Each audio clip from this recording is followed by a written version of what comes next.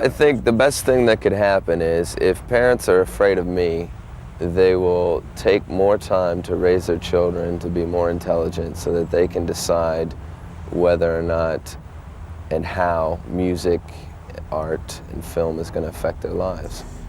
Parents are afraid of losing their youth, and there's a bit of a jealousy sometimes when they see their kids identifying with something that they can no longer relate to. Энэхүү бичлэгээр хүчингийн гэмт хэрэг, гэр бүлийн хүчирхийлэл, яргалалт, эрүүтэн шүүлт, одоо бэлгийн гаж дур хүсэл, за өөрийгөө гэмтэх, бага насны хүүхдийн эсрэг буюу насанд хүрээгүй хүний эсрэг хийсэн хүчингийн хэрэг болон ялгуурлан гадуурхалт, антисемитизмын талаар ярих учраас энэ төрлийн мэдээлэлд эмзэг мэдрэмтгий ханддаг хүмүүс, за жирэмсэн болон хөхүүл эмэгтэйчүүд бага насны хүүхдүүд үзэхгүй байхыг бол зөвлөж байна. Түнчлэн ээжээ та энэ бичлэгийг үзчихвэл та ч бас үзэхгүй байхыг зөвлөж байна. Сайхан хэллээ норжоо. Биста өний шүйдэ. За ингээд шийдвэр гаргасан хүмүүс бичлэгтээ орцгоё.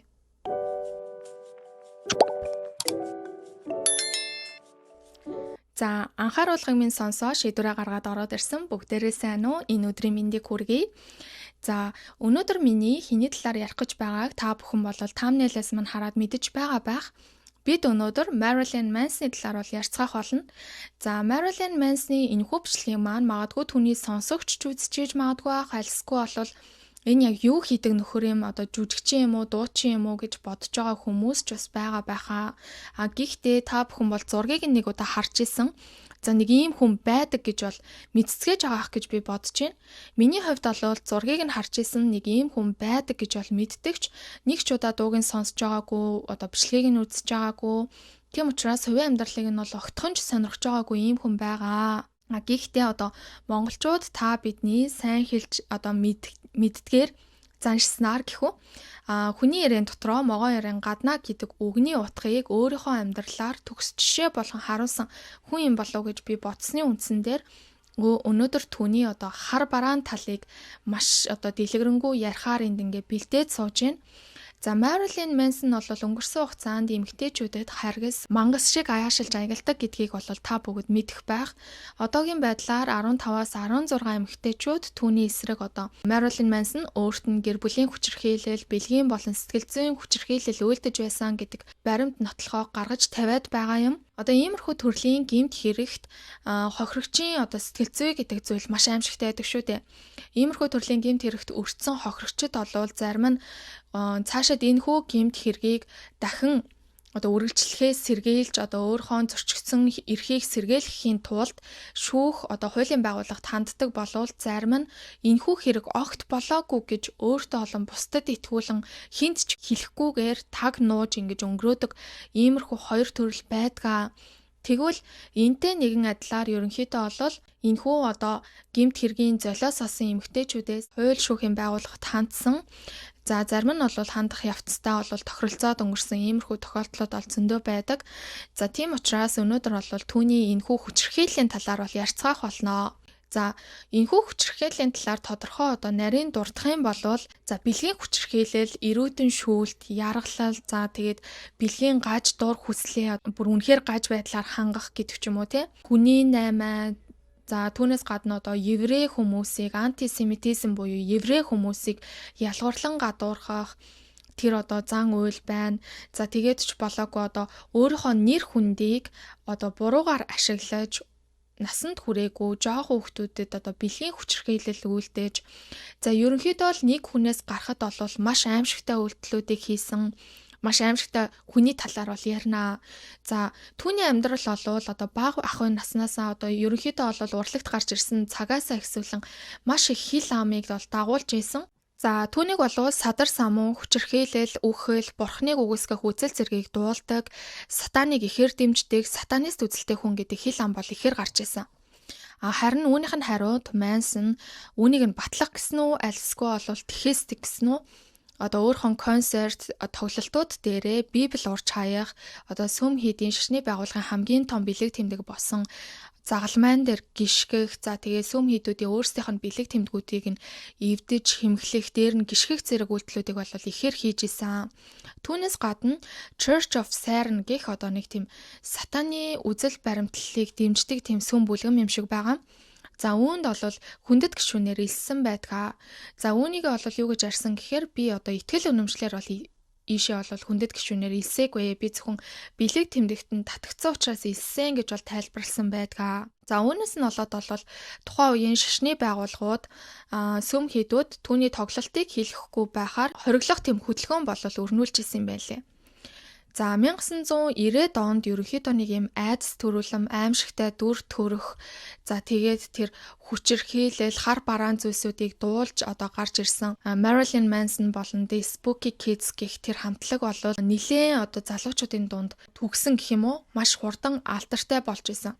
За энэ нь бол хүүхдүүдийн сэтгэл зүй хийгээд одоо энэ сэтгцэд нь одоо сөргөөр нөлөөлж байна. Үүнээс нь болоод гаж одоо буруу дур хүслүүд өөгшүүлэгдэж байна. Энэ нь бол нийгмийн эсрэг төрхрөл юм а гэж бол хүмүүс үзэж олон нийтээс ихээхэн эсэргүүцсэн байна. За олон нийтийн энэхүү бухимдлыг нь одоо бүр өөгшүүлж өгсөн нэг явдал гарсан 1999 онд Америкийн Колумбийн ахлах сургуульд 15 хүн нас барсан мас аллах болсон. За үүнийг нь бол хүмүүс одоо эцэг эхчүүд хүүхдүүдийг одоо хүчирхийлэлд өдөөсөн гэдэг хэрэгээр Marilyn Manson руу бол дайрж исэн.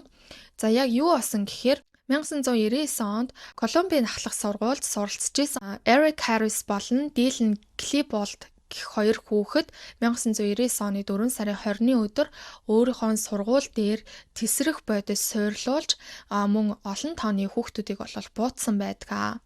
За энэхүү хэргийг бол тухайн хоёр сурагч яагаад үйлдэх байсан шалтгаанаа бол хэрэг эхлэхээс өмнө бичлэгээр одоо хийж үлдээсэн байдаг. За тухайн бичлэг дээр бол сургуулийн хүчирхийлэл, ялгарлан гадуурхалт, нийгмийн эсэргүүцэл зэргийн талаар бол ярьсан байдаг. За мөрдөн байцаалтын явцад бол тухайн хоёр хүүхэд удаан хугацааны туршид сургууль дээрх хүчирхийлэлд бол өртөж байсан гэдэг нь бол тогтоогдсон.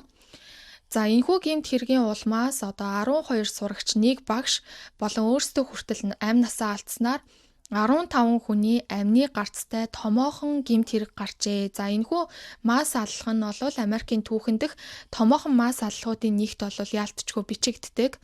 За үүнээс нь болоод эцэг эхчүүд за тэр тухайн үеийн одоо олон нийтээс бол Marilyn одоо хүүхдүүдийг буруу зүйлд, гаж зүйлд төрхөрсөн, хүчирхийллийг өдөөсөн гэдэг байдлаар бол шүүмжилж хэлсэн. За хоёр хүүхэд бол Marilyn Manson сонсдог байсангүй сонсдог байсан. Гэхдээ мөрдөн байцаалтын явцад бол тухайн хүнийг сонслоо гэд энэ нь шууд хүчирхийлэлд одоо төрхөрсөн хэрэг болохгүй гэж үзсэн учраас Marilyn дээр мэдээж одоо хэрэг нээгээгүй. За ийм байна. За үүнээс гадна бол түүнийг тойрсон бас нэг хачирхалтай нэг тийм сонин ховж байдаг штэ. Ер нь цуурхал одоо бараг л үлгэр домог гэж хэлэхэд ч буруудахгүй. За юу байдаг гэхээр тэрээр одоо өөрийнхөө хоёр хавиргыг аваад өөртөө аман одоо хийх боломжтой болгосон гэдэг нэг тийм яриа байдаг. Энийг нь бол Marilyn Manson өөрөө үгүйсгдэгч энэ нь ингээд олон жил хүн амьтны ам дамжиж яригцаар агаад бараг л ингээд үлгэр домог шиг болчихсон нэг юм цуурхал байдаг. Ер нь л нэг иймэрхүү угаасаа хоноосоо маш их шүүмжлэл, ховж ив, хил ам, эсэргүүцэл дагуулсан. За бүр зарим цуурхал нь ингээд үлгэр домог болтлоо явчихсан нэг ийм уран бүтээлч байна. Үүнээсээ гадна тэрээр сая 2021 оноос эхсэлэн өөрийнхөө нэрний урд за хүчирхийлэгч, мангас зэрэг одоо хэцүүхэн тодорхойлтуудыг бол нэмээд авсан. За карьерийн тухайд гэх юм бол тэрээр ерөнхийдөө метал рок, готик, за альтернатив метал жанрын хөгжим сонсдог залуучуудын дунд бол ихээхэн алдартай. За ингээд түүний одоо бага наснаас нь хэсүүлээд яриад явъя.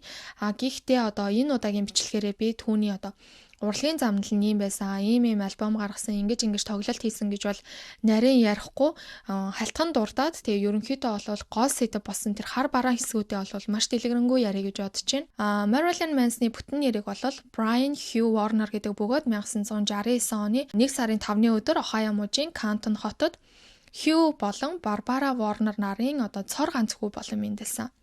За тэрээр одоо тухайн яг урлагт хөл тавих үедээ ерөнхийдөө болол тухайн үеийнхаа хамгийн гоо бүсгүй гэж нэрлэгдэж байсан Marilyn Monroe болон за мэдээж маш одоо олонд алдартай гэхин цаашаа маш их олонд цуутай болсон цуврал алуурчин болох Чарльз Мансон нарын нэрийг одоо хооронд нь хольж Marilyn Manson гэдэг нэрийг бол бүтээсэн байдаг. Тийм учраас одоо өнөөдөр бол түүний одоо хар бараан талыг нь ярих учраас Manson гэдэг нэрээр нь бол түүнийг яриад явчихъя. За Manson-ы аав Hugh Warner бол витамин дайнд явж исэн. За үүнээсээ болоод бол PTSD буюу гэмтлийн дараах стрессийн эмгэгтэй. Дээр нь өөрөө одоо цэргийн хүн болооч тэр юм уу хүүхэд одоо эхнэр хоёртой маш хатуу чанга ханддаг. Гэр дотор нь одоо маш их дүрм журамтай хатуу диктатур дор амьдруулдаг байсан байгаа. За ээжийнх нь хувьд гэвэл бас асуудалтай нэгэн та бүхэн Диди Бланчардын хэргийг бол бүгд мэдэж байгаа байх. Охиноо одоо өвчтэй гэж өөрт нь олон одоо бусад хүмүүст итгүүлж за олноос одоо охиныгоо ингэж сайн хайрлаж халамжилдаг гэдэг хайр халамжийг нь авахын хажуугаар хандив босгож түүгээрээ амьдардаг байсан.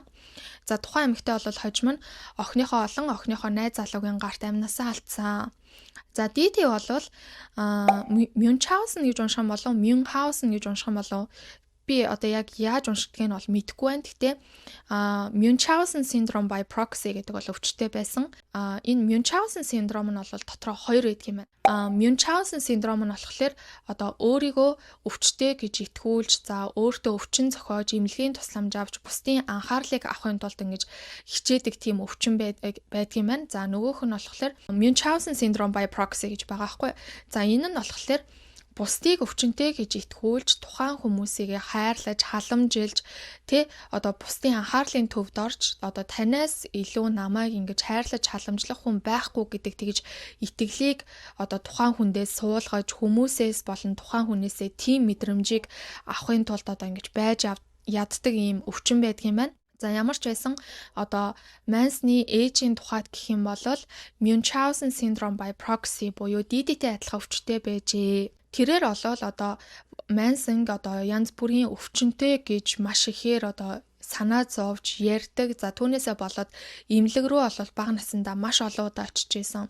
За хатгаа гэдэг нэрээр бол багада 6 удаа эмнэлгийн зөвгт явж исэн. За тэгээд дээр нь өндөг, за тэгээ хөвөн материал зэрэг сонин зүйлүүдээс бол харшилтай, цус багдалттай гэд янз бүрийн шалтгаанаар бол байнга л эмнэлэгт ханддаг байсан юм байна лээ.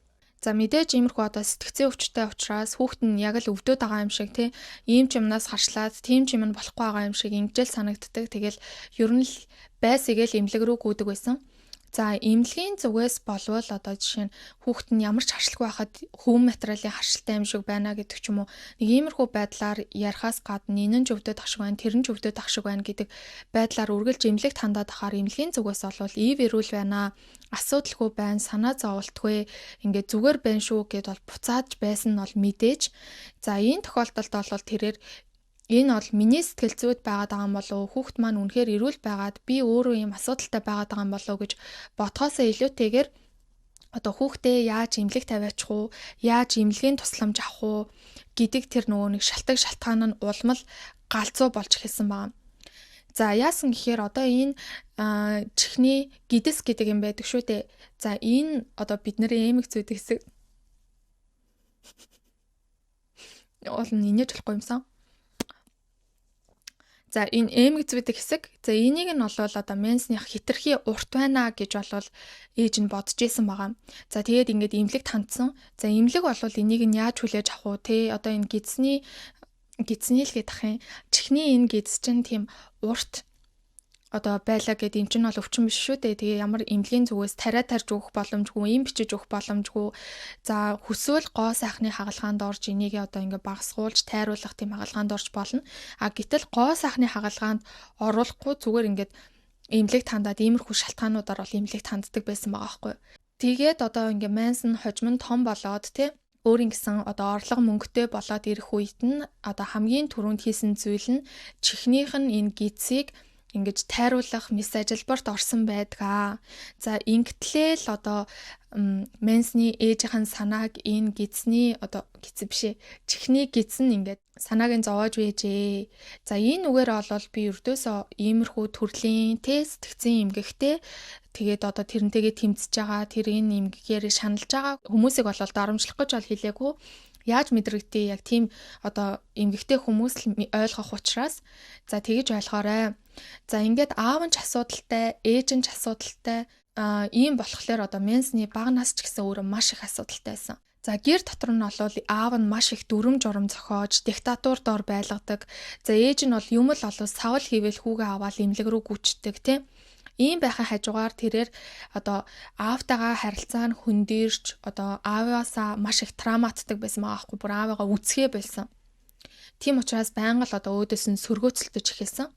За түүнийг 8 настай байхад нь бол хөршөөх нь өөрөөс нь хид насаар ах залуу түүнийг болон үеэлийг нь хувцсыг нь шалтлуулж агаад ёс бус зүйлийг бол удаа дараа хийсэн байдгаа. За хид хэдэн удаа давтагдсны дараа бол Мэнсон үүнийг буруу гэдгийг мэдчихсэн учраас за аав ээжтэй бол хандаж энэ босон явдлыг бол хийсэн баа. За үүнээс нь болоод ямар ч байсан тэр одоо бэлгийн хүчирхийлэл нь бол зогссон ч тухайн хүчирхийлэл үйлдчихсэн хүүхэд одоо өөрийг нь матлаа гэдэг шалтгаанаар Мэнсний гэрийнх нь одоо тижээвэр амтныг нь хүртэл алсан байгаа байхгүй юу. Яа би бүр одоо өөрөө нохотой хүн болооч тэр юм уу энийг нь сонсоод бүр ямар өстө жинхэнэ сайкопат. Ер нь бол амтан алдаг хүн болвол яавч олигтой хүн байхгүй. Бүр яавч олигтой хүн байхгүй. За ямар ч байсан нэг юм болсон. За тэгээд ааваасаа травматай, ээж нь асуудалтай, өөрөө бэлгийн хүчирхийлэлд өртөөд хайртай амьтнаа дээр нь алдчихсан байхад нь бас нэгэн зүйл болсон. Би сая одоо нилээн Reddit дээр уншлаа л да. Энд гэхдээ өөрөө ч нэг удаа ярьж исэн. За тэгээд хүмүүсийн бас амд амьдсан яриа. Бага наснд нь бол аав ээж нь өвөө эмээгэнд нь ихээхэн орхиж явдаг. За тэгэх үедээ өөрийнх нь өвөө нь нэг тийм бэлгийн жоохон гаж дуур хүсэлтэй нэгэн байжээ. Тэрнийг нь бол санаандгүй мэдчихдэг. Нэг өдөр Мэнсон явж байгаад одоо өөрийнхөө өвөөгийнхөө гэрийнхэн зойронд очиход нь өвөө нь бол янзан бүрийн порн ингээд өрөө тавьчихсан. Тэгээд өөрөө эмэгтэй хүний дотор хувцс өмсөд өөрийгөө ёс бусаар хангаж байгаа тэр одоо зүйлийг нь бол олоод харчихсан байгаа. За энэ бол тэр жоохон хүүхдийн сэтгэл зүйд ямар аимшигтай нөлөөлөх вэ? За энэ талаар Мэнсон юу гэж ярьдаг вэ гэхээр би одоо яг тухайн одоо зүйлийг болохыг ингээд харсан даруйдаа бол яг тэр мөчтөө хөшөө шиг гатсан. За энэ бол миний одоо бэлгийн амьдралыг харах үнцгийг тис өөр болгосон. Одоо тэр төсөөллийг манайд шал өөр болгож өгсөн гэж бол ярьсан байдгаа. За мэдээж одоо бэлгийн боловсролын хичээл орч амжаагүй тэр жоохон хүүхэд тийм зүйлийг харчихсан. Тэгээд дээр нь өөрөө бэлгийн хүчирхийлэлд өртчихсөн. Аав ээжийн хувьд бол бас маш их асуудалтай байсан учраас өсвөр насндаа тэрээр маш их уур бухимдалтай бачуурсан нэгэн болж хувирсан байгаа. За одоо бол ингээд уншихад бол Америкийн Ohio мужийг Христийн Библийн үлгийн нутаг гэж бол ярьдаг юм байна лээ. За тэрээр бол тэндээ Христийн нэгэн одоо шашны сургуульд бол сурч исэн. Ингэхдээ байнгын одоо сургуулийн хүчирхийлэлд бол өртдөг байсан. За хүүхдүүд бол түүнийг одоо ижил хүстэн гэдэг шалтгаанаар бол үргэлж зодож ялгарлан гадуурхдаг байсан байгаа. За хэдийгээр бол Мэнсон тухайн сургуульд явж байхдаа охтуудтай маш олон удаа ингэж болцоож үерхдэг байсан хэдий ч за сургуулийн хүчирхийлэгчид болвол тэдэнд бол үнэн ердөөсөө огтхон ч хамаагүй зүгээр тэр бол яаж иж байгаа тэр хүнийг хүчирхийлж зовоож айцаар нь хоололтыг тийм өрөвдөлттэй амьтад байдгаа. Тийм учраас ерөнхийдөө бол Мэнсон хэдийгээр охтуудтай болцоод охтуудтай ингэж хайр дурлалын харилцаа үүсгэсэн байсан ч тэдэнд огтхон ч хамаагүй ингээд үргэлжлүүлэн хүчирхийлсээр байсан байгаа. За ингээд тэрээр өөртөө улмал итгэлгүй болж өөрийгөө одоо бусдаас тусгаарлаж ганцаардмал бэлгийн гаж дуур хүсэлтэй одоо өсвөр насны хүү болж хувирсан. За ингээд түүнийг 17 настай байхад нь аав нь Форт Лодердейл гэх хот руу нүүн ажиллах шаардлагатай болсон учраас тэр цаг мөчөөс эхлэн Мэнсон өөрийнхөө хуучин бүх амьдралаа ардаа үлдээгээд өөрийнхөө амьдралыг шинээр эхлүүлэхээр бол ингэж явсан байдаг. За ингээд 1990 онд тэрээр 21 настай байхдаа өөрийнхөө рок хамтлагийг байгуулж одоогийн бидний мэдих одоо тэр дүр төрхөө баг багаар бүрдүүлж эхэлсэн.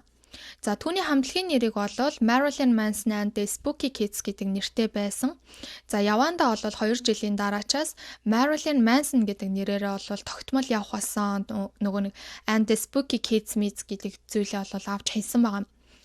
За Marilyn Manson-ы хувьд бол тухайн хамтлагтаа гоцлол дуучныг нь бол хийдгээ.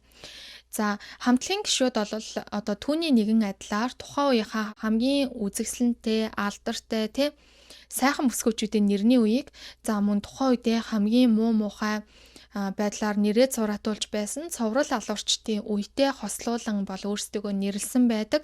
За тухайн нэрнүүдийн хувьд гэвэл Твиги Рамирез, Оливия Ньютон Банди, Дэйси Берковиц, Мадонна Вейн Гейси нар байсан.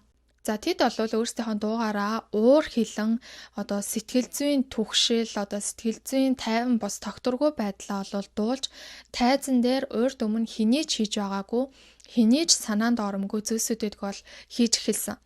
За тухайлах юм бол тэд загалмай шатааж хамтлагийнхаа гишүүддээ тайзан дээр зодолдож өөрийгөө гимтээж зүсэж гих мэтчлэн байдлаар бол үзүүлбэрээ үзүүлэх болсон.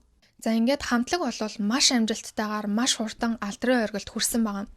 За тэд бол тайзан дээр хэний ч санаанд оромгүй хэний ч урд өмнө хийж байгаагүй зүйлсүүдийг араас нь хийж исэн учраас тухайн үеийн залуучуудын ярианы сэдв нь ердөөсөө Marilyn Manson and the Spooky Kids болж хувирсан байна. За ингээд тэрээр 24 наснда нөгөө нэг шовдор нөгөө нэг ганцаардмал эмо бандаас од болон хувирсан байдгаа.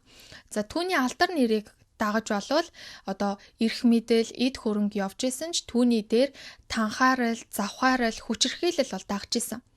За одооноос хэдүүлээ Marilyn Manson эмэгтэй хүн харахаараа хэрхэн мангас олж хувирдаг талаар ярьж эхэлцгээе. За энэ үеэс бол маш хар бараан зүйлсүүдийг бол ярих болно.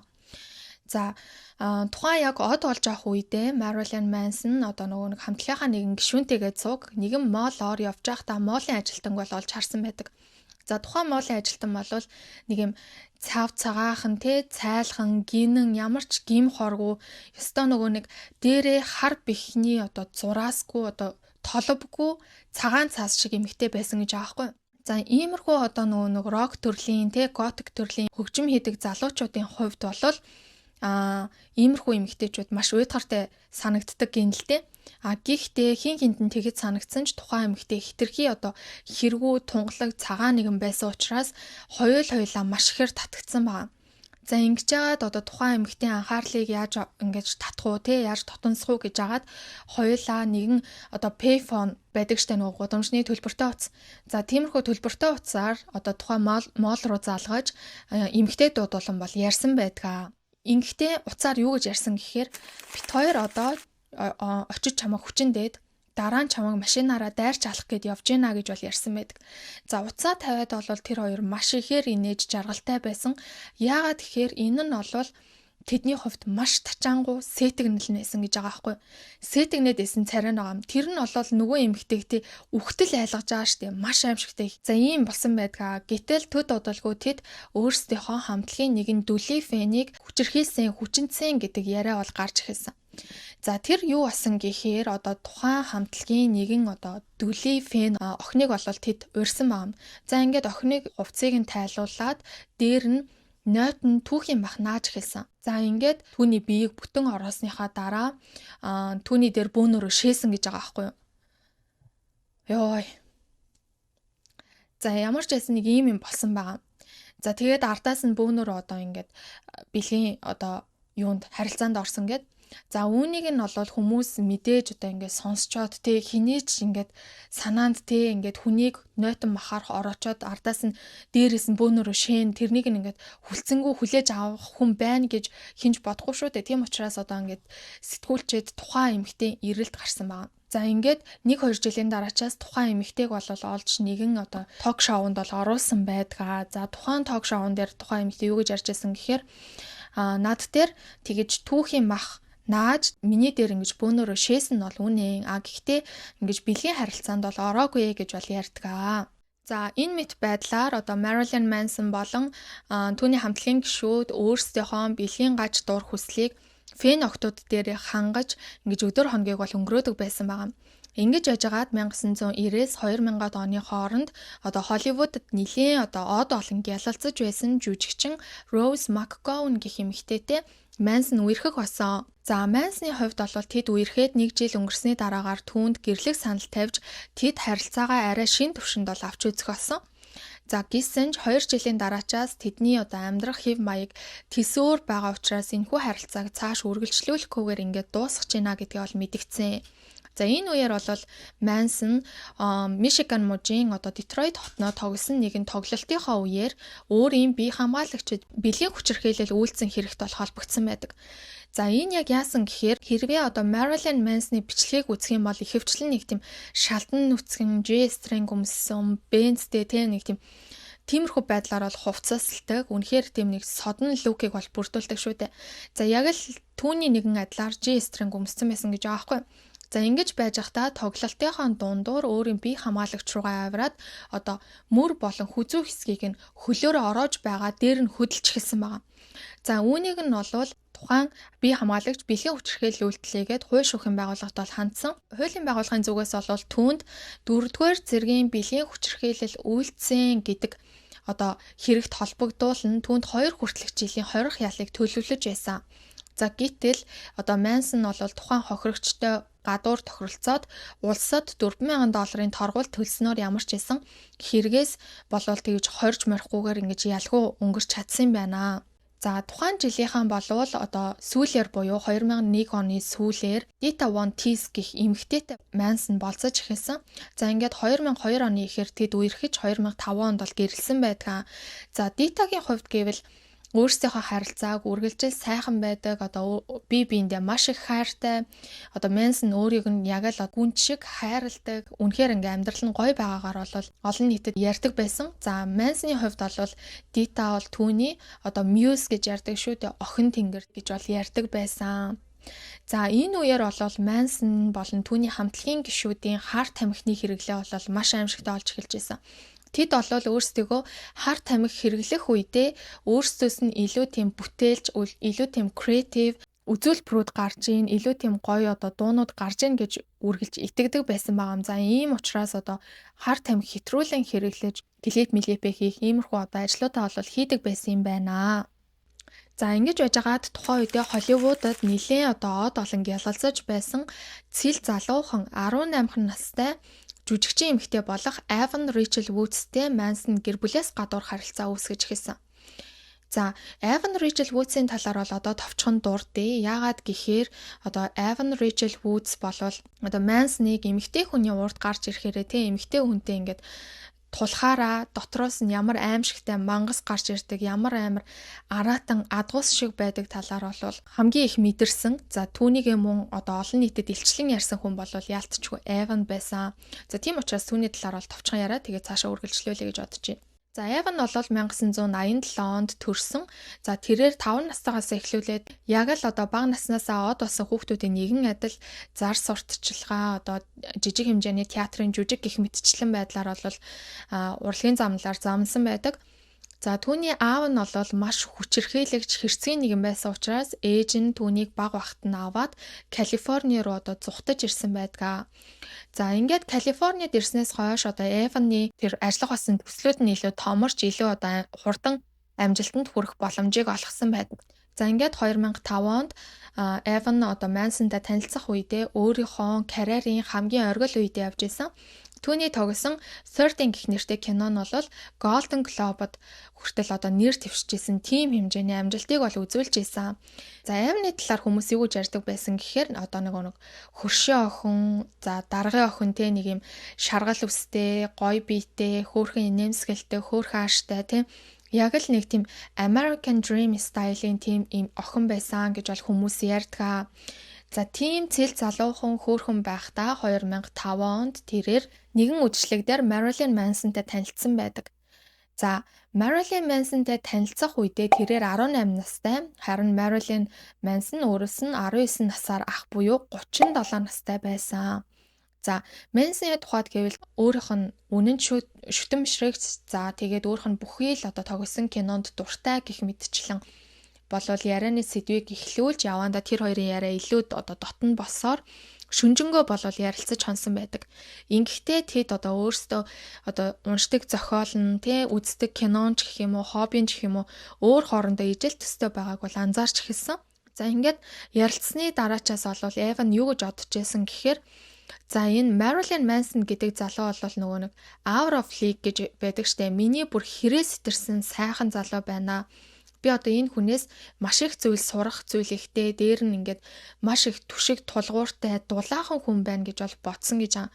За тийм учраас одоо ингээд над шиг амтанг энэ хүн яаж тоох вэ? Үнэхээр л миний хэрэг сэтэрсэн сайхан залуу байна гэж бодсон гэж байгаамаа. За ингэж байжгаад тэр хоёр бол үүнээс хойш одоо зохиол дээр хамтран ажиллана, тий хамт төсөл дээр ажиллана гэх мэтчлэн байдлаар бол ойр орох уулзах болсон. За нэг нь одоо Рокод, нэг нь жүжигчин. За одоо Рокодынхоо клипэнд л тоглолтгүй бол тэр хоёр одоо юугаараа хамтран тоглох вэ гэхээр тэр одоо нөгөө Marilyn Manson чинь өөрийнхөө аав ээжээс авсан трама, за тэгэл ер нь л өөрийнхөө намтар номыг бол нэг удаа биччихсэн байсан. Тийм учраас дараагийн номон дээр ажиллахын тулд одоо тэр номоо бичгийн тулд одоо зохиол дээр ажилд сурсан хүнээс зөвлөгөө авна гэдэг байдлаар бол Evan-тай тотончилж уулздаг байжээ. За явандаа бол энэ хоёр нилээн тотносон. За үүнээсээ одоо ганцхан жилийн дараачаас буюу 2006 оноос нөгөө нэг Marilyn Manson чинь өөрийнхөө Muse гэд байсан Dita гэх эмэгтэйгээсээ бол албан ёсоор салж Evan Rachel Woods-тэй бол албан ёсоор болцож эхэлсэн байдгаа. За энэ үеэс бол Evan-ы одоо хар тамхины хэрэглээ үнэхээр аимшигтай болж эхэлж байсан. За тэд бол бие биендээ үнэнч гэдгийг нотлохын тулд бие биенийхээ нэрний эхний үсгийг бие дээрээ одоо хутгаар сийчин тэмдэглэсэн байдаг. За ингээд хар тамхины хэрэглээтэй одоо хутгаар гар уруугаа сийчжсэн энэ цаг үеэс нь эхсүүлэн одоо Manson түүнийг ойр дотны гэсэн хүн болгоноос нь холдуулахыг бол хичээж байсан. Үүнийг ч гэсэн одоо гэрийнхэн нь бол гадарлаж байсан. За ингэж байгаад 2007 онд тэрээр Heart Shape Classes гэх нэртэй дуугаа бол Evans зориулан бичсэн байдгаа. За энэхүү дундаа болохоор тэрээр одоо нөгөө нэг Владимир Набоков баха зохиолч нь нөгөө Lolita гэд байдаг штэ. Зохиол та бидний сайн мэдэх тэ нөгөө нэг 12 13 настай жоохон охинд татагдаад байдаг эрэгтэй хүний талаарх зохиол. За нэрээ энэ зохиолыг бас та бүх юу гэж боддог вэ? За миний л өнцөг гэхэд надад олвол нэг тийм гаж, педофил, тэгээд нэг юм бэлгийн гаж дуур хүслээ ингэж уран зохиолын байдалтайгаар ингээд уран сайхнаар гоёор илэрхийлэх гэд хичээсэн юм шиг надад бол санагддаг. Би бол нэг удаа киног нь үзчихсэн. Огтхонч таалагдаагүй. Тэгэхээр тэгэж амар гой мой гэсэн юм бол надад ердөөсөө мэдрэгдэхгүй байхгүй. Тэнгүүд Marilyn Manson-ы хувьд бол энэхүү зохиол нь үнэхээр урам авахаар маш их таалагдсан. Үнэхээр гой зохиол байсан учраас тухайн зохиолоос сэтвлэн Heart Shape Classes гэх дуугаа бол бичсэн байдаг гэсэн. За энэхүү одоо Heart Shape Classes гэдэг дуу нь болохоор тухайн Lolita гэдэг киноны одоо постэр зураг байдаг шүү дээ. Нөгөө зүрхэн хэлбэртэй нүдний шил. За тэрнээс нь бол сэтвлэн ингэж авсан байдгаа. За мэдээж Evan одоо жүжигчин хүн учраас тухайн одоо клипэн дээр ямар зохиолоор яаж явах талаар бол төрүүлээд мэдчихсэн зохиол авчихсан байсан. Гэтэл одоо зураг авалт эхэлсэн цагаас эхсүүлэн Marilyn Manson одоо бүх зохиолоо өөрчилж альва зүйлсийг бүр ингээд эцэст нь лимитэд нь тулгаж өөрчилж эхэлж исэн байна. За энэ нь бол Evan-д маш тухгүй байсан ч хинч түүнээс одоо чи зүгээр үү энэ дээр ингээд ингэж өөрчлөл болох уу гэдэг ч юм уу ямар ч тийм санаа бодлыг нь бол асуугаагүй. За ингээд ерөнхийдөө болвол тухайн клипэн дээр ингэж өөрөөсөө тис өөр рокодод дурлж байгаа гинэн цагаахан цайлхан охин байгаагаар одоо ингэж дүрслэгдэж одоо клип маань явдгаа. За ингэж дурлаж алмаарч явж агаад нэг л одоо ингэж сцен өөрчлөгдөөд Evan орон дээр хөвтөөд Manson дуулж байгаагаар бол ингэж гардаг. За дээрэс нь бол маш их цус ингэж туслаад за түүнээс гадна клипний үеэр бол тэднийг бэлгийн харилцаанд орж байгаа юм шиг хит хитэн хинтийг бол өгдөгөө. Гэтэл үнэхээр тийм болсон байвал яах вэ? Яасан гэхээр одоо ингэж зохиол дээр бол ямар ч тийм одоо бэлгийн харилцаа ямар ч тийм юм байгаагүй. Гэтэл Manson Evan-ыг одоо өөрийнхөө найз эмэгтэйг олон хүний өмнө хүсээгүй байхад нь хүчнэжчихсэн байгаа. За энийг нь бол одоо ингэж хүмүүс бол тэднийг бэлгийн харилцаанд орж байгааг зураг авалтын хүмүүс бүгд мэдчихсэн. Гэхдээ тэд чинь хосуучууд. Тийм учраас одоо тэдний хоорондоо айл үжиний яриа тохиролцчихсан гэж бодсон боловч тэд огтхонч тийм тохиролцоогүй байсан. За үүнийг нь бол хожим нь одоо тэр зураг авалтын хүмүүс сонсоод бас нэлээд шоконд орсон гэдгээ. За түүнээс гадна одоо тухайн клипэн дээр одоо Manson илүү ингэж одоо дүрээ илүү гаргахыг хичээсэн үү эсвэл бол бүр дүрдээ орчихсон байсан уу мэдэхгүй ямар ч байсан Эваныг маш их багалзуурдаж, өвдөглүүлж, тарчлааж эхэлсэн байгаа. Мансон нь бол зураг авалтын үеэр түүнийг ингээ хамаг хувцс хунрыг нь уурж тасдаж хүчинд чихэд за зураг авалт дууслаа гимэгц шууд ингээд өрөөнөөс гараа авцгаацсан байгаа байхгүй юу бүгдөө тэгтэл тэнд одоо хамаг хувцс хунар нь урагдчихсан баахан тийм цустай даавуун дээр хүчндүүлчихсэн Эван ганцаараа үлдсэн байдаг аа. За энэхүү хүчирхийллийг нь бол Мансон Эваныг ингэж даахад хэцүү гэж бодсон учраас түүнд абсент хийх 60-70% алкогольтой архийг бол маш ихээр уулгаж исэн. Гэхдээ одоо Эван ганц ч хормыг марталгүй бүгдийг нь сандаг юм байна лээ. За түүнээс гадна хүмүүсийг бас нэг жоохон сэртгийлгсэн нэг тийм хүмүүст ямар сонингааж юм бэ гэж бодогдсон нэг хэсэг нь бас юу байсан гэхээр тухайн нөгөө нэг цусан далай босон ортой хэсэг байгаа. За тухайн орн нь бол Дита болон Мансон хоёрын өөрсдийнх нь одоо хамт унтдаг байсан ороо. За хэрвээ одоо ингээд хүмүүс тухайн үедээ мэдсэн бол бүр илүү шокрох байсан байх. Гэхдээ одоо Мансон бол тухайн үед өөрийнхөө хуучин их нэртэйгээ унтдаг байсан орон дээрээ шинэ найз охиноо хүчин дээд. За ингэхдээ бол Дитагаас аль үжээний салсан ч гэсэн Дитатай одоо хурмаа хийж гэрлэж байхдаа зүүжсэн хурмын бөгжөө хүртэл гартаа зүүгээстэй хിവэрэ байсан юм байна лээ. За энэ мэтчлийн ингээд хожим нь Эван ярахад бол хүмүүс үүнд нь бол маш ингэж игдүүцээж үнэхээр л надад ч гэсэн үнэхээр л амар гаж санагдаж байна ер нь бол. За энэхүү клипээс нь болоод Холливуудээс бараг л одоо Эваныг хөөхөө шахсан түүнийг бол одоо ингээд гэр бүл сүйтгэгч яа одоо юу ч байдгийн тийм байдлаар бол ярьж исэн. За тэгээд энэ аимшигтай дүр тоглож өөрийнхөө одоо өнөөг хүртэл бүтээж ирсэн тэр хөөхөн ялтам дүр төрхөө бүр юучгүй болгож хаялаа гэд агентлаг за ерөнхийдөө бол түүнийг хариуцдаг хүмүүс маш ихээр уурлаж байсан. Үүнээс нь болоод одоо Холливуудаас түүнийг бол шахан гаргахаа шахсан байдгаа. За өстой нэг амтай голтой Холливуудтай үлдсэн юм шиг байгаа. За энэхүү клипнийхэн дараа бол Эван Мансонаас шууд салсан байдаг. Гисэн ч одоо удалгүй буцаад нийлж 2010 онд сүй тавьсан байдаг. За Мансоны хувьд гэвэл одоо ингээд маш олон жилийн турш маш их шүүмжлэл, эсэргүүцэл, зэвүүцэлтэй одоо ингээд тулж байгаа хэрнээ стил хизээд одоо энэ муухай жигшүүртэй муухай зүйлсээ бол хийсээр ирсэн. За тухайлах юм бол тэрээр бэлгийн харилцаанд орохдоо одоо нөгөө хүнээ боох дуртай. За тэр хүн бол ухаан алдсан байна уу, өгсөн байна уу гэдгийг мэдэхгүй байх нь надад одоо таашаал өгдөгөө гэж байгаа байхгүй юу. За энэ нь яг юу гэсэн үг юм бэ? Мэдэхгүй одоо боогоод тэр хүн нь ухаан алдсан бол энэ яг өгсөн болов эсвэл ухаан алдсан болов гэдгийг мэдэхгүй сандарч байгаа тэр сандарлаасаа таашаал аваад байгаа юм. Эсвэл сандрахгүй зүгээр ямар ч тийм амгүй байгаа нь түн таашаал өгөөд байгаа юм уу? Нэг тийм юмыг бас ярьдаг. За түүнээс гадна тэрээр одоо ингээд хүүхдийн хүчирхийлэл, хүүхдийн порно, эмэгтэйчүүдийг одоо яргалж хөнөөх, за тэгээд шашны гаж урсгалын талаар бол ихээхэн тоглоом шоглоом хийдэг. За үүнээс гадна тэрээр одоо бага насны хүүхдүүдтэй орооцолдох явдал бүр хэрэг сэтэрсэн байсан. За ерөнхийдөө бол тэрээр тоглолтын үеэр болон тоглолтын дараа 14-өөс 16 насны охтуудтай бол маш ихээр холбогддог байсан.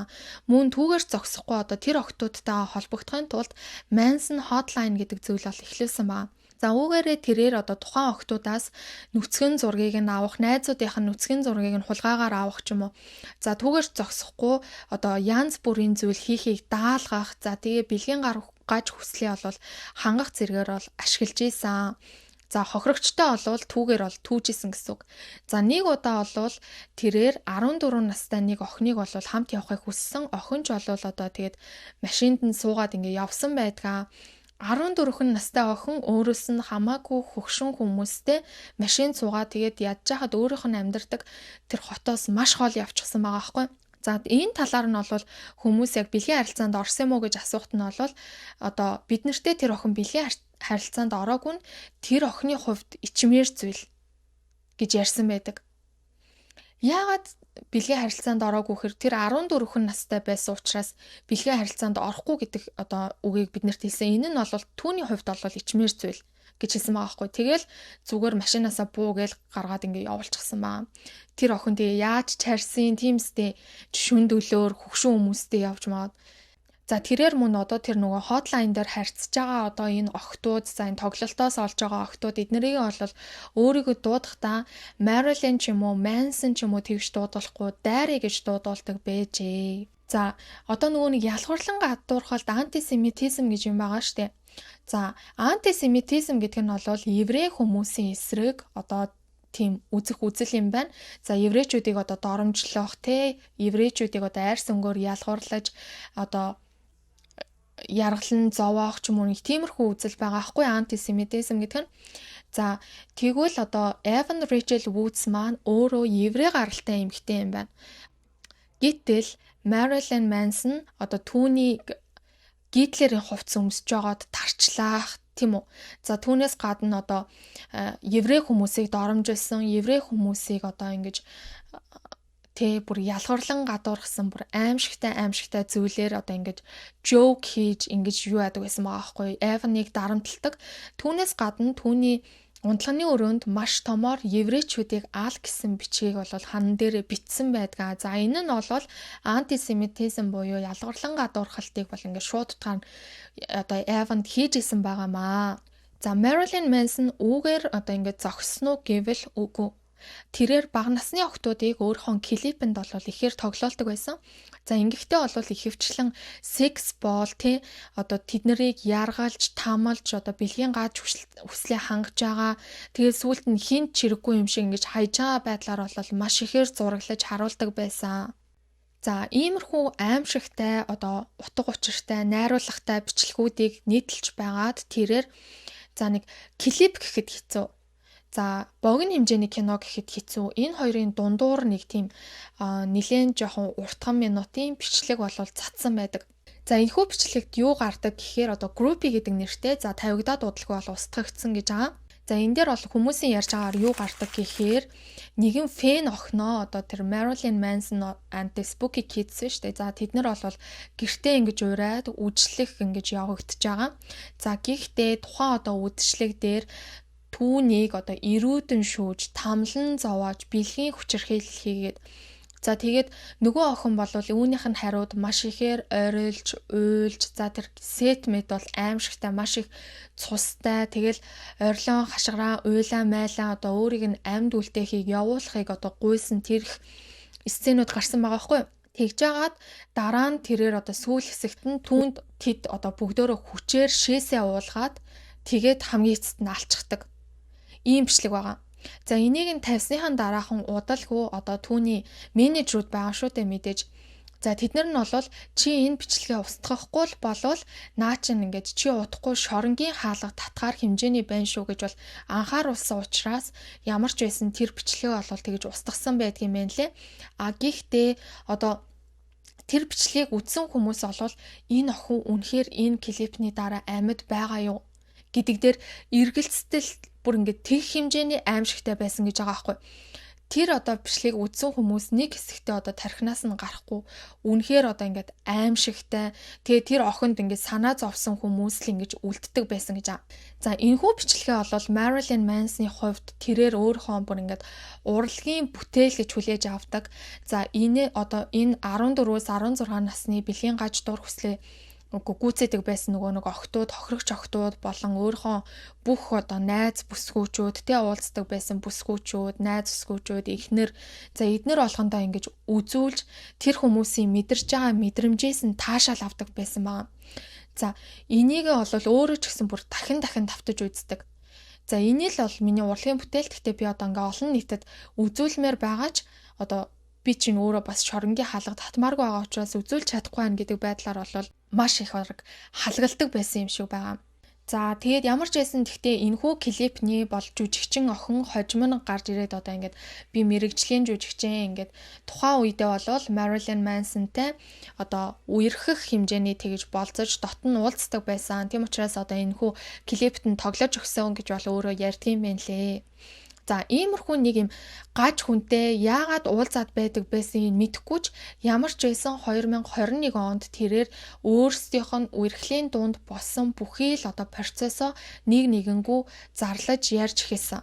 За Marilyn Manson олвол өөрийнхөө хүчирхийллийг ингээд баг багаар тий яг л нэг юм муур нохоонд хоол өгөөд ингээ баг багаар хоол өгөө өөртөө ойртуулж агаад ингээд авдаг шиг яг л хүчирхийллээ баг багаар ингэж нөгөө нэг харгас олгож эхэлсэн байгаа аахгүй бүр ингээ шатаар одоо Evan-ыг дасгаж ийн гэсэн үг шүү дээ нэг үгээр бол за ингэж байж агаад түүний хүчирхийлэл бол үнэхээр аимшигтай харгас болсон юм байлээ.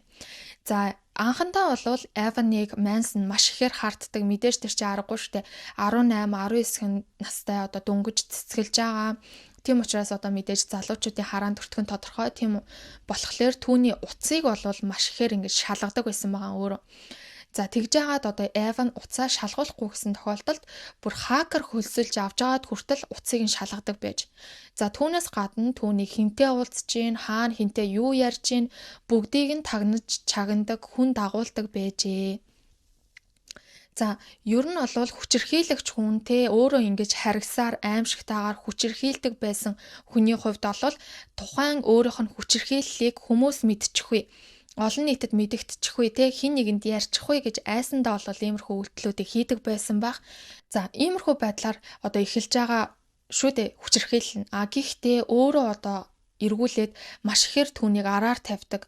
Охтуудтай нөгөө 14-өөс 16 насны охтуудтай болон өөр бусад хүмүүстэй маш ихээр ингэж холбоо тогтоож араар нь тавьдгаа. За түүний араар тавилттай холбоотой мессежүүдийг уншаад Evan одоо хин гэдгийг нь асуух төдийд түүнийг хідэн хоногоор тамалж тарчлаадаг байсан маа. За ингэж тамалж тарчлахдаа яадаг байсан гэхээр хідэн өдрөөр унтуулахгүй байлгадаг. За ингэж унтуулахгүй байлгахын тулд одоо гарт нь хүчээр хар тамхи шахдаг. За тэгээд гэрээ одоо тэр том гэрээ ингээд цэв хүүтэнд байгаа юм шиг тийм амар одоо хүүтэн болгочхоод хав харанхууд хідэн өдрөөр одоо өрөөний буланд Evan-ыг байлгадаг байсан маа. Тэр хүн чинь унтахгүй амар хүүтэнд шалдан тэгээд хав харанхууд ингэж тарчлаадаг. За түүнээс гадна түүнийг цус нүжтэй нь холиод бүр хамаг биеийг нь хөхний цолтлоо зодчхоод хажууд нь зургийг нь ингээд зураа суучдаг байсан байгаа байхгүй юу. Үгүй юу гэсэн үг вэ? Тиймстэй хүнийг ингэж амар хүчирхийлчихэд хажууд нь ингээд зургийг нь зураад энэ нь олвол Manson-ы хувьд урлаг юм гинэ. Урлаг юм гин. Арайч дээ. Йоо. Урлаг гинэ. За түүнээс гадна бүр ингээд түүнийг унтаж байхад нь хүчнэддэг болсон байгаа. За хэрвээ Evan хүн л эмчин мэдээж ингээд унтж байхад нь бэлгийн харилцаанд ороод байвал мэднэ, сэрнэ. За тэгэх юм бол одоо Manson бүр илүү их тарчлааж, тамалж, зовоож, ирүүдэн шүүдэг байсан байгаа. Тийм учраас Evan одоо унтж байхад нь түүний хүчнэдэх юм бол одоо Manson-ы мэдэрж байгаа тэр мэдрэмжийг нь тасалдуулахгүй тулж сэрсэн ч гэсэн сэрээгүй юм шигээр жүжиглж тухайн ингээд бэлгийн харилцааг дуустал нь төвчдөг байсан байгаамаа. Энэ нь бол яг л нөгөө өмнөх өөрийнх нь ярьсан одоо бэлгийн харилцаанд орж байгаа хүний боох дуртай тэгээд тухайн үнэн ингээ ухаан алдаад унах юм бол ухаан алдсан эсвэл үхсэн эсхийг нь мдээгүй байгаа нь өөрт нь таашаал өгдөг гэж ярьсан яриатай нь бүр ингээд бат нэгт таарж байгаа байхгүй юу. За ийм аимшигтай байдлаар бол яргалж ийсэн. За энэ бол ингээд зүгээр Evan наан ярьж байгаагаар нь энэ шүү дээ. За магадгүй үүнээс цаана юу ч вэж болох юм тиймстэй.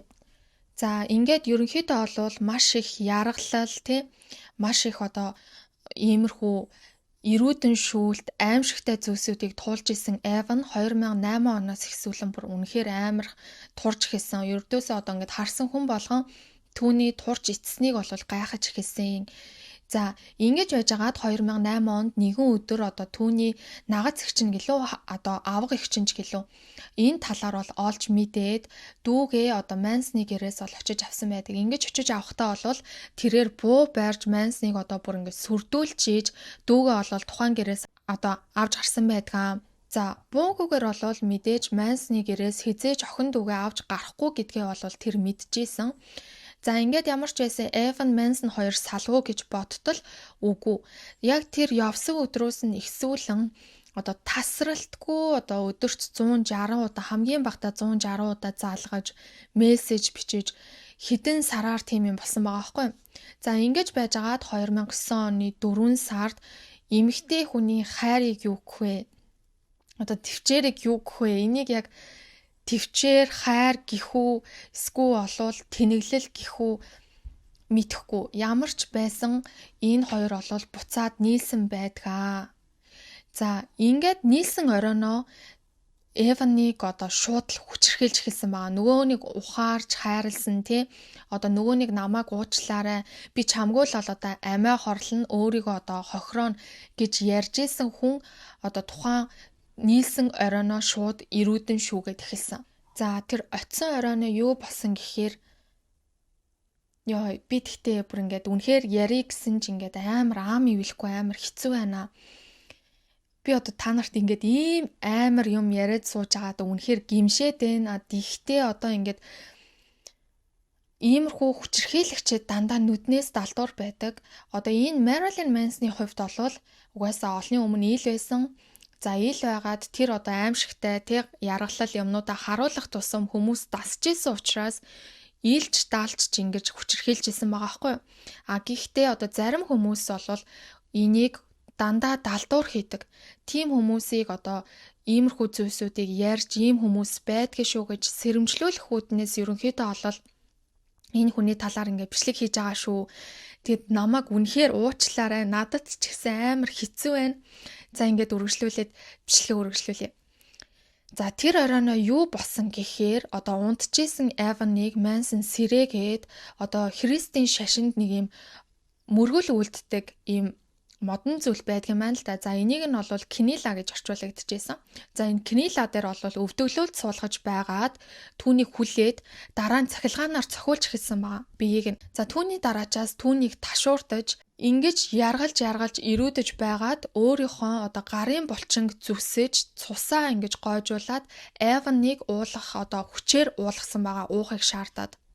За үүнийхээ дараагаар Эваны гарын одоо булчинг зүсээд түүний цусыг бас уусан байдаг. За ингээд тухайн одоо 2009 оныхоо 12 сард тэрээр одоо бол Эванаас гэрлэх санал тавьсан. За Эван бол одоо тухайн үедээ бас өөрийгөө жирэмсэн гэдгээ олж мэдсэн. За ерөнхийдөө бол тэд ингээд 2010 оны ихээр бол сүү тавьцгаачж байгаа.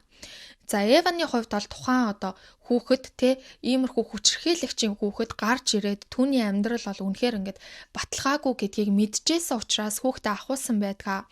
За Manson-ы зүгээс бол түүнд ямар нэгэн байдлаар жирэмслэлтээс хамгаалах юм те за тэгээд спираль тиймэрхүү юмнуудыг бол огтхонж хэрэглэхийг бол зөвшөөрдөггүй, түүнээс гадна бэлгэвч хүртэл хэрэгэлдэггүй байсан юм байна лээ.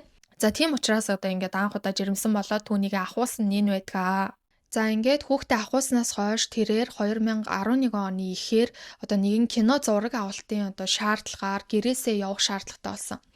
За хол зураг авалттай байсан учраас ерөнхийдөө бол Manson-ы хараа хяналтаас гарсан гэсэн үг. За ингээд кинондоо тоглож хоод тэрээр буцаж Manson-ы гэрт очилгүйгээр тэр чигтээ энэ гаж донтонгоос олол албан ёсоор салсан байдгаа.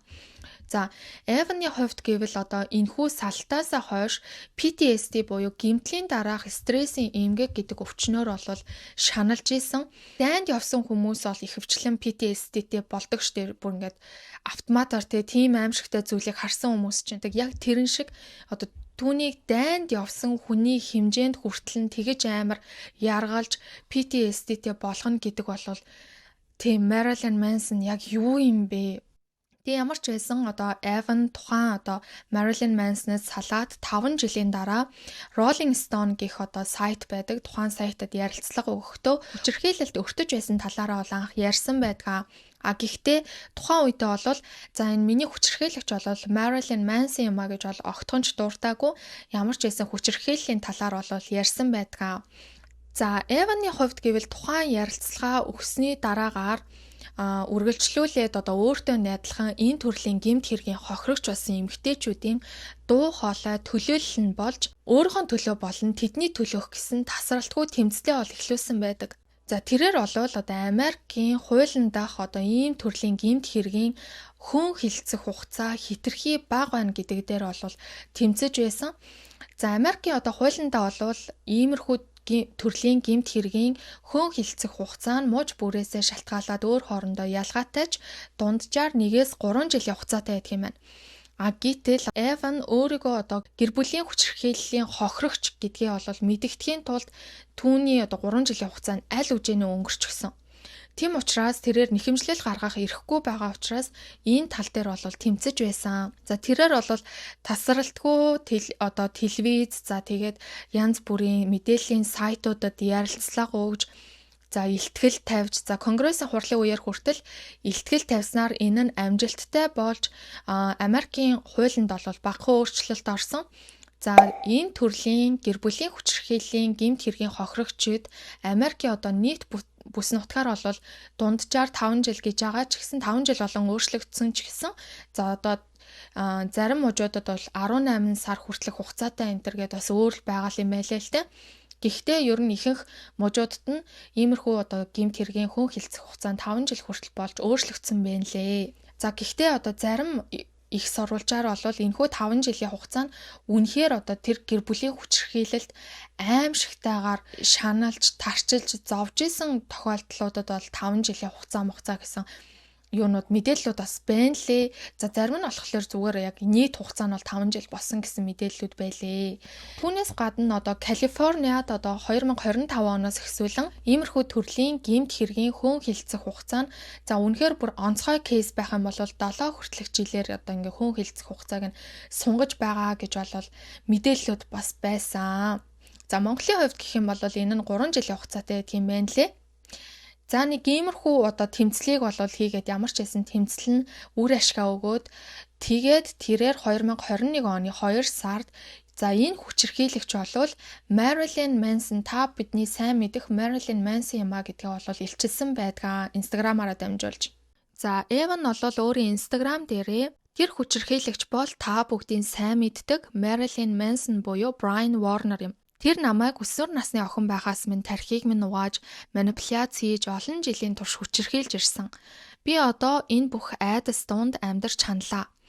Дахин өөр хэн нэгэнд ийм аимшигтай зүйлсийг хийхээс сэргийлж би энэ аюултай хүнийг илчилж байна. Би дахин дуугүй байж чадахгүй гэх утга бүхий зүйлсийг бичиж Instagram дээрээ пост болгон оруулсан. За үүнээс нь болж Marilyn Manson түүний менежерүүд болон лейбл нь хүртэл хайсан байдаг. За Manson хариуд нь за миний амьдрал маш их хов жив, шүүган, шүүмжлэл, эсэргүүцлийг дагуулж ирсэн. Гэхдээ энэ хэд үннийг гүжүүдүүлсэн явдал болсон байна. За би хин нэгэнтэй бэлгийн харилцаанд орохдоо тухайн хүнтэйгээ зөвшөлдсөний үндсэн дээр ямар нэгэн зүйлсийг хийдэг байсан гэж хэлсэн байдаг. Гэхдээ Marilyn Manson-ы иймэрхүү гаж донтой адгуус шиг байсныг нь батлах хэд хэдэн эмэгтэйчүүд араасаа гарч ирж Эвантай дуу хоолойгоо нэгтгэж эхэлсэн. За тэдний нэг нь та бидний сайн мэдэх Game of Thrones гэх киноны жүжигчин Esme Bianco юм. За Marilyn Manson Evan 2 2011 оноос салсан шүү дээ. Тэгвэл 2011 оноос Marilyn Manson энэ Esme Bianco гэдэг эмэгтэйтэй альбиасаар болцож байгаа гэдэг мэдээллүүд гарч ирсэн. Гэхдээ энэ Esme Bianco-гийн ярьж байгаагаар Marilyn Manson-тэй тэр айл үжээний Evan-тай харилцаатай байх үед нь буюу 2009-өөс 2011 оны хооронд Marilyn Manson бие болон сэтгэл зүйн хувьд хүчирхийлэлд орж байснаа ярьдаг. Түүнээс гадна хүний наймааны золиос нь хүртэл болж байснаа ярьдаг. За Esme-гийн хэлснээр Manson түүнийг өөрийнхөө LA дэх гэрлүүгээ нүүж ирэхийг гуйж түүний карьерт нь туслахаар амласан байгаа. За ингээд Esme түүнд итгээд гэрт нь нүүж очиод ингэсэн боловч түүний карьерт огтхонч туслах нь битгий хэл байнга эрүүдэн шүүж яргалж эхэлсэн. За тэрээр түүнийг хоолгүй байлгаж, нойргүй байлгаж, за тэгээд хүчиндэж, хазаж, зүсэж, цахилгаанаар цохиулж, ташуурдаж, за түүнээс гадна бүр нэг удаа сүх барьж хойноос нь хөөжсэн байгаа. Ингэхдээ гэрийнхэн хан туургыг хүртэл тухайн сүхээрээ ингэж балбаж цогж исэн гэсэн. За үүнээс нь болоод Эсме болвол одоо түүнээс салахыг хүсээд шууд гэрээс нь явсан. За сарын дараачаас болвол түүнтэй одоо ингээд албан ёсоор цаашид үргэлжлүүлэн харилцаа тогтоохгүй гэдгээ бичлэн уулзаж хэлэхээс айсандаа мэйлэр салж байгаагаа болвол мэдгдсэн байдгийн байна лээ. За үүнээс нь болоод Эсме Бянко ч гэсэн мөн PTSD гэдгээр болвол онцлогдож эмчлүүлж байжээ. Мэдээж одоо иймэрхүү хэрэгт болвол нотлох баримтат гэдэг зүйл маш чухал. За тэрээр болвол энэхүү мэдээлэл гаргахын хажуугаар одоо өөрийнх нь бие дээр үлдсэн элдв сорив за тэгээд хөхрөлтүүдийн зураг за одоо тэр гэмтлүүдийн зургийг болвол Twitter хуудаснаа болвол байршуулсан байдгаа. За бас нэгэн өөр одоо X найз бүсгүй байгаа. За түүний нэрийг болвол Сара Макнили гэдэг. За тэрээр болвол Мэнсонтай үерхэж байх үедээ за Мэнсон түүнийг одоо гэрээсээ явах үедээ өрөөнд хідэн цагаарч хамаагүй түгжчихдэг байсан. За тэгээ гэр бүлийн хүчирхийллийг болвол мэдээж хийдэг. Ингэхдээ болвол түүнийг хан руу авч шидээд бейсболын цохиураар нүрийг чинь тэгшлэн шүү гэж хүртэл айлган сүрдүүлж байсан гэж бол ярьж исэн. За үүнээс гадна бас нэгэн эмэгтэй байгаа. За тэр болвол загвар өмсөгч Ashley Smithline гэх эмэгтэй бөгөөд за түүний эсрэг People Magazine-д бол ярилцлага өгсөн байдаг. За ингэж ярилцлага өгөхдөө юу гэж ярьж исэн гэхээр яг л өмнөх найз бүсгүүчүүдийн нэгэн адилаар хүчирхийлүүлж исэн. Тэрээр бүр одоо энэ хүчирхийлэл, яргалал энэ хар тамхи эннээсээ болоод бүр 32 кг хүртлээр бүр ясаарс болтлоо турж исэн гэж бол ярьж исэн. За түүнээс гадна нэг удаа зодж байхдаа хамрыг нь бүр маш ноцтойгоор хуглаад шууд одоо яаралтайгаар 17 цаг Японд руу нисэж яаралтай гоо сайхны хагалгаанд хүртэл орж исэн. Тэгээж зогсохгүй одоо ингээд маргалдах үедээ түүн рүү хутга хүртэл авч иддэг байсан байгаа байхгүй юу.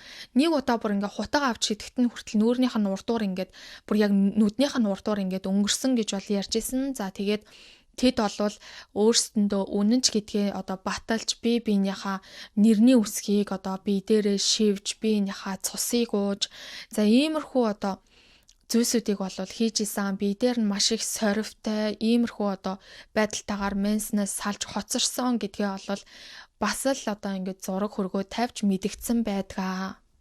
За X найз хүүхнүүдийнх нь хувьд ерөнхийдөө нэг иймэрхүү байна. За одоо фэн охтуудын тухайд гэвэл за нэгэн фэн болох Phoebe Bridges гэх эмэгтэй болвол Marilyn Manson-ыг одоо илчилж бас нэгэн зүйлийг ярьсан байдгаа. За тэрээр болвол өсвөр насндаа Marilyn Manson-ы бас ингээд улаан ногоон фэн байсан байгаа байхгүй юу. За тэгэх үедээ одоо гэрт нь өргөдөж очихт нь rape room гэдэг зүйл байсан гэж. За тэр rape room гэдэг нь бол одоо хүчингийн өрөө.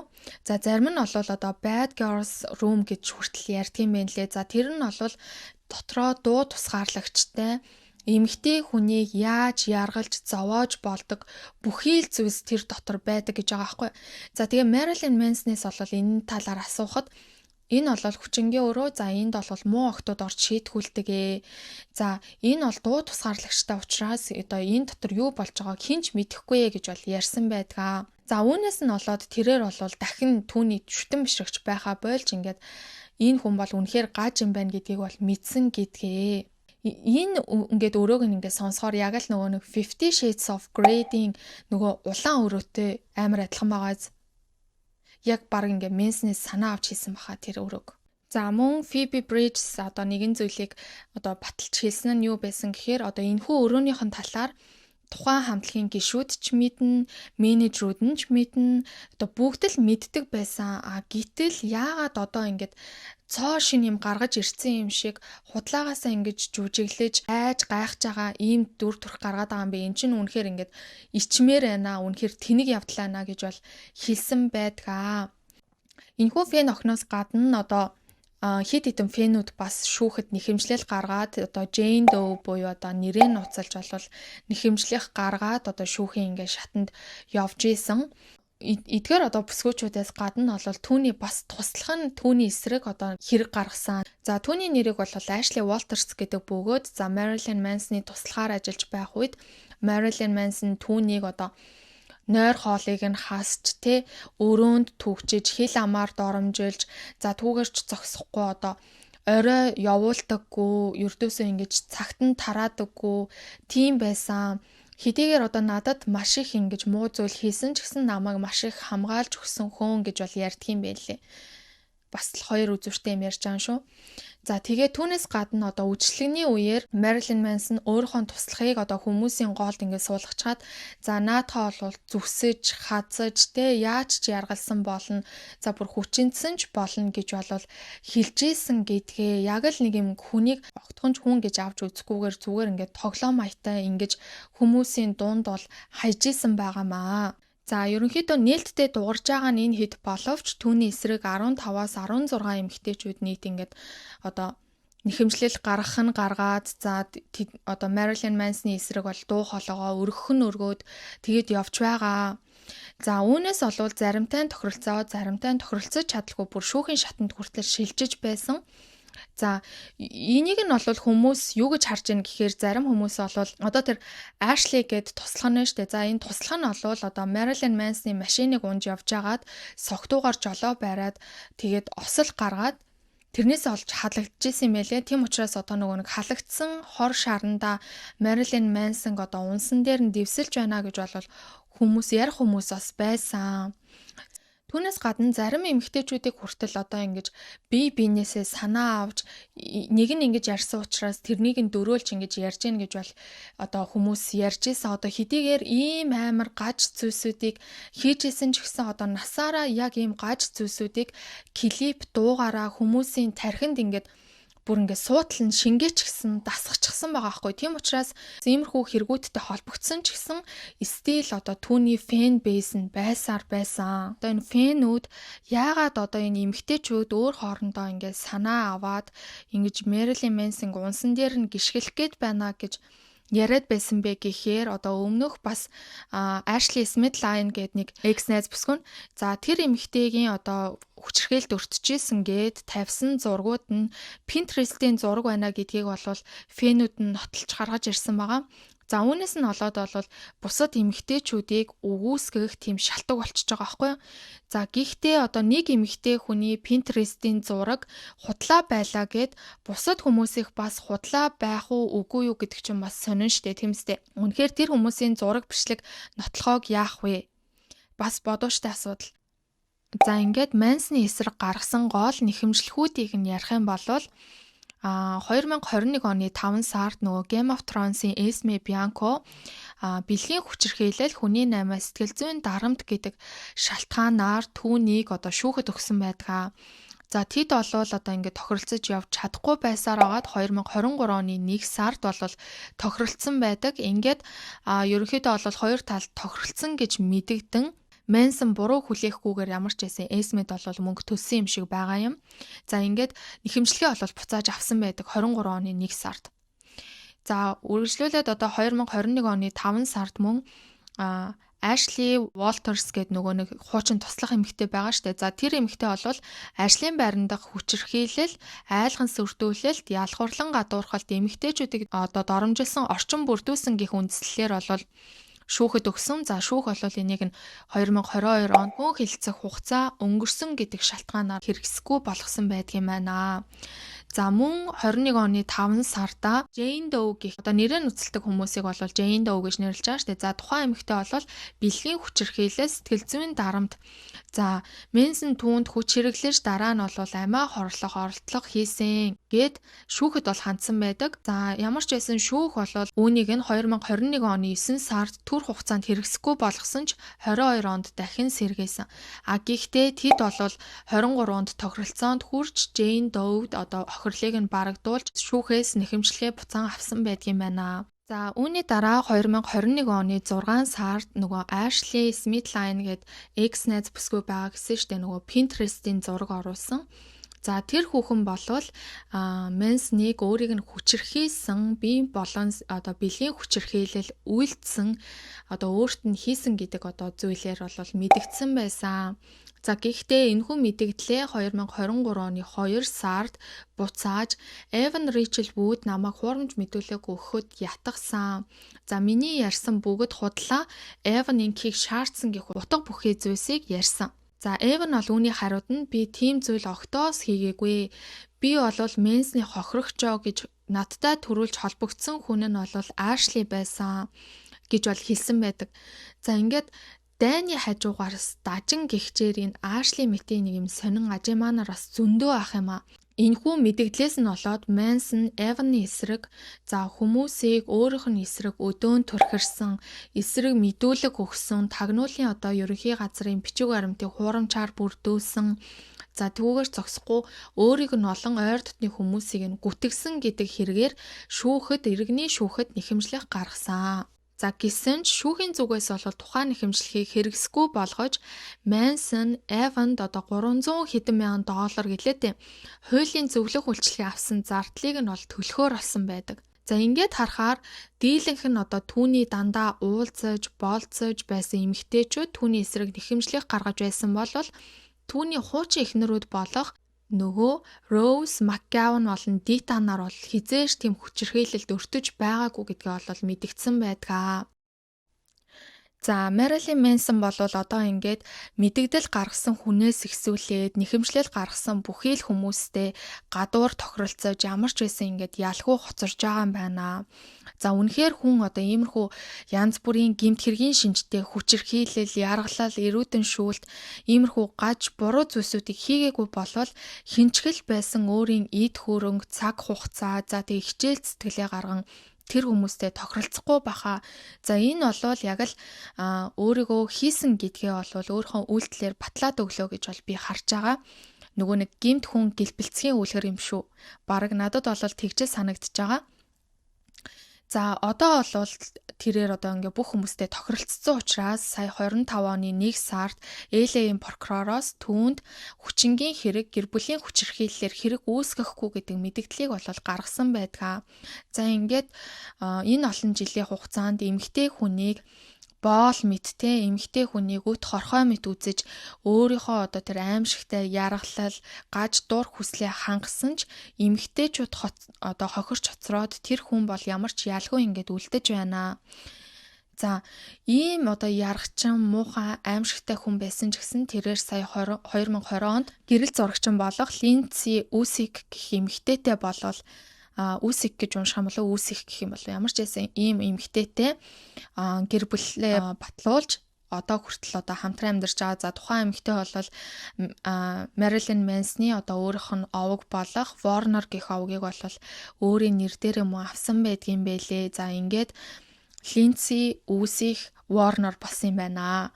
За ямар ч байсан иймэрхүү гаж донтон болвол тэгээд эцсийн мөчтөө хүртэл их нэртэй ингээд үлдчихээн. За энэ хүртэл одоо энэ хүний талаар ярих гэж надад ингээд маш хэцүү байлаа. Би ийм аимшигтай зүйлсүүдийг одоо нэг доор өгүүлбэр болгож бүтэн өгүүлбэрээр та нарт ингэж хэлэх гэж надад үнэхээр бас амар чанга байлаа. Би амар урт хугацаанд одоо ингэж суулаа. Та нарт бас сонсоход амар хэцүү байсан баха. За тийм учраас хэдүүлээ дараагийн удаа арай хөнгөн бичлэгүүдээр одоо дахин уулзах болно гэж амлаж байна. За энэ бол миний бараг хамгийн одоо хийсэн хамгийн аимшигтай хүнд одоо сэдвтэй бичлэг болсон байх гэж бодож байна. За энэ хүртэл үзсэн та бүхэндээ баярлалаа. За дараагийн бичлэгээр уулзтлаа. Түр баяртай баярлалаа. Сөрөг нэг ийм ажаад сөрөгийг үсэж